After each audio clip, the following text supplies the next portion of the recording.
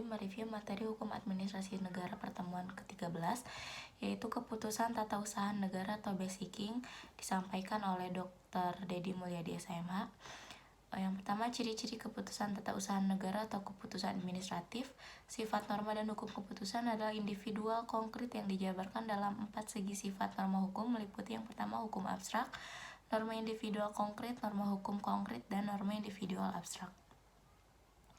Keputusan tentang perjanjian secara yuridis, suatu izin adalah merupakan persetujuan yang diberikan pemerintahan atau badan pejabat tata usaha negara kepada seorang badan hukum atau perdata untuk melakukan aktivitas tertentu, meliputi Philippus M. Hodgson. Tujuan diadakannya perjanjian pada pokoknya adalah untuk mengarahkan atau mengendalikan aktivitas tertentu. Misalnya izin prinsip IMB, izin pertimbangan, dan izin pengusahaan hutan, izin berburu, dan sebagainya. Selanjutnya, keputusan tentang hukum, hak, dan kewajiban dibagi menjadi dua. Yang pertama, status hukum perorangan atau badan hukum, dan yang kedua, hak atau kewajiban perorangan atau badan hukum terhadap suatu barang atau jasa. Selanjutnya, keputusan tentang kepegawaian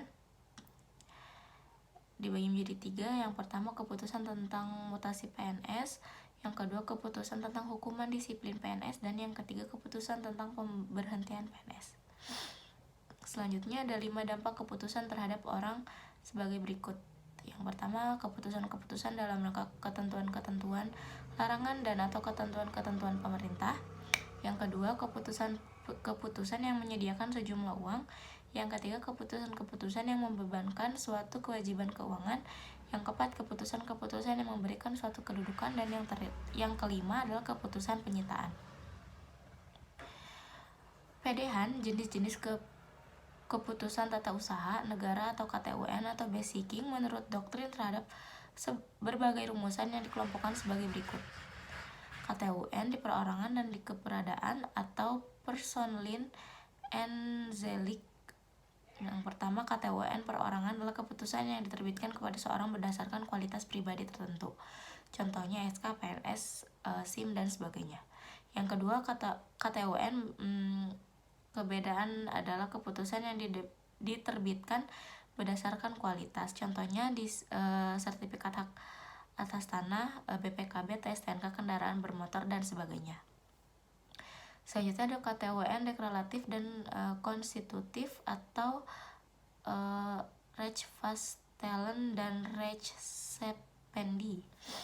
Yang pertama, KTUN deklaratif adalah keputusan yang bersifat mengatakan atau menegaskan adanya hubungan hukum secara real sudah ada. Contohnya akta kelahiran dan akta kematian dan sebagainya. Yang kedua, KTUN konstitutif adalah keputusan yang menciptakan hubungan hukum yang sebelumnya tidak ada, atau sebaliknya memutuskan hubungan hukum yang ada. Contohnya akta perkawinan, akta perceraian, dan sebagainya. KTUN seketika dan permanen. Yang pertama, KTUN seketika adalah keputusan yang masa berlakunya hanya sekali pakai. Contohnya surat izin pertunjukan hiburan, musik, olahraga, dan lain-lain.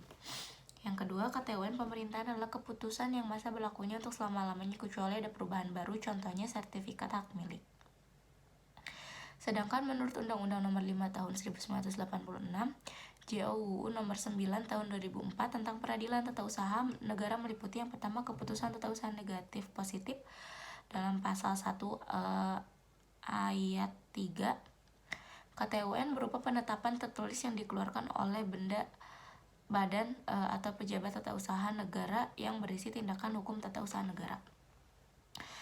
Selanjutnya, keputusan tata usaha negara fiktif pasal 3 angka 1. KTUN adalah keputusan tata usaha negara yang seharusnya dikeluarkan oleh badan pejabat tata usaha negara menurut kewajiban tetapi tidaknya diterbitkan sehingga menimbulkan kerugian bagi seorang atau badan hukum perdata. Contohnya dalam kasus kepegawaian, seorang atas di kewajibannya membuat DP3 atau mengusulkan kenaikan pangkat bawah tetapi atasannya tidak melakukannya. Selanjutnya ada keputusan tata usaha negara fiktif negara pasal 3 ayat 2. KTUN tersebut merupakan putusan tata usaha negara dimohon seseorang atau badan hukum perdata, tetapi tidak ditanggapi atau tidak diterbitkan oleh badan atau pejabat tata usaha negara yang bersangkutan. Contohnya pemohon IMB, KTP, sertifikat, dan sebagainya. Selanjutnya ada mandat, adalah varian sistem pemberian kewenangan yang ada di dalam lingkungan organisasi pemerintahan dengan pertanggungjawaban, tetapi pada atasnya langsung hal yang dimaksud agar mempermudah dan mengkuatkan kualitas pelayanan publik bagi masyarakat.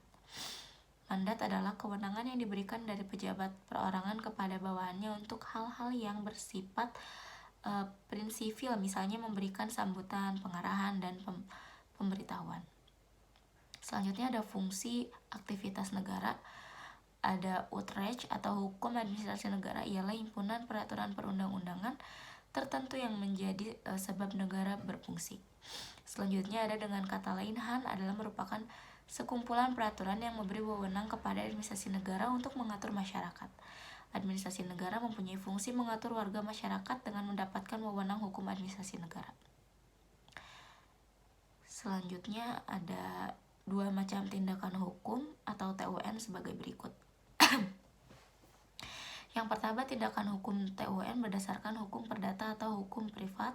Yang kedua, tindakan hukum TUN berdasarkan hukum publik. Perbedaan antara ketetapan dan peraturan adalah ketetapan atau keputusan TU sifat konkret dan khusus, sedangkan peraturan UU atau material bersifat abstrak dan umum. Selanjutnya ada Slapen Regeling, adalah bahwa peraturan yang pada waktu pengundangannya belum berlaku di beberapa daerah tertentu. Dalam Undang-Undang Nomor 5 Tahun 1986 tentang PTUN, keputusan tata usaha adalah suatu penetapan kualitas yang dilakukan oleh badan atau pejabat tata usaha negara yang berisi tindakan hukum tata usaha negara atau TUN yang berdasarkan peraturan perundang-undangan yang berlaku dalam sifat konkret, individual, dan final yang menimbulkan akibat hukum bagi seorang atau badan hukum perdata sebagai objek PTUN. Selanjutnya ada 2 jenis mengenai kekuasaan hukum suatu ketetapan sah, meliputi ketetapan yang mengandung kekurangan yuridis dan ada ketetapan yang mengandung ketetapan yuridis. 2 macam kekuatan hukum. Yang pertama, kekuatan hukum formal dan kekuatan hukum material. Selanjutnya, macam-macam golongan keputusan TUN, ada ketetapan deklaratoir dan ketetapan konstitutif. Prince membedakan ketetapan-ketetapan, yaitu yang pertama izin, yang kedua dispensasi, yang ketiga lisensi dan konsensi. Ketetapan fotografis adalah ketetapan yang diberikan berdasarkan kejadian saat itu atau moment of name. Contoh ketetapan memberikan ijazah berdasarkan ujian saat ini, sifatnya permanen. Peringatan adalah ketetapan yang tidak menimbulkan kewajiban baru bagi terkena ketertiban, tetapi dapat diancam oleh sanksi yang sebelumnya tidak dapat dikenakan. Peringatan ini sama fungsinya dengan pemerintah. Selanjutnya, pertanggungjawaban pemerintah negara yang diminta pertanggungjawaban hukum melalui hukum administrasi negara dan perdata.